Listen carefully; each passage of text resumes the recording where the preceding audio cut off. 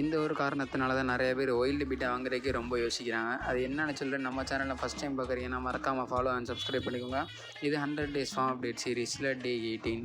நம்மக்கிட்டே ஒரு wild beta இருக்குது. பயப்பிள்ளைக்கு நீ பாடையை கட்டியிருக்க வேண்டியது ஏதோ தப்புச்சிட்டான். இந்த கிளாஸில் நான் பார்த்தீங்கன்னாலே தெரிஞ்சிருக்கும், இந்த தண்ணியெல்லாம் தெரிச்சிருக்கும். மனசுக்குள்ளே டால்ஃபின்னு நினப்பு எகிரி குதிக்கிறது. ஏதோ மேலே அந்த பிளாஸ்டிக் கவரை போட்டு மூடி வச்சனால பையன் அதில் அடித்து திரும்ப உள்ளே உருண்டுட்டான். ஃபுல்லு அந்த கிளாஸ்லலாம் தண்ணி தெரிச்சிருக்கு. இல்லைனா பைப்பிள்ளைக்கு நீ பாடையை கட்டி ஒரு பேக்ரவுண்டில் ஒரு சேடு பிஜிஎம் போட்டு தூக்கி புதைச்சிருக்கணும். இது எதுக்கு வாங்க மாட்டேன்னு பார்த்தீங்கன்னா, இதோட ப்ரைஸ் ரேஞ்சு தான். இது வந்து ஸ்டார்டிங் ரேட்டே பார்த்தீங்கன்னா ஒரு 600-700 ரேஞ்சில் வரதுனாலே நிறைய பேர் வாங்க மாட்டாங்க. அது மட்டும் இல்லாமல் இது ப்ரீட் பண்ணுறதுமே ரொம்ப கஷ்டம்.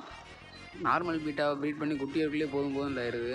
இதில் ஒயில்டு பீட்டாலாம் சொல்லவா வேணும், அது ரொம்ப கஷ்டம். அதனால தான் நிறைய பேர் இதை வாங்கவும் மாட்டுறாங்க.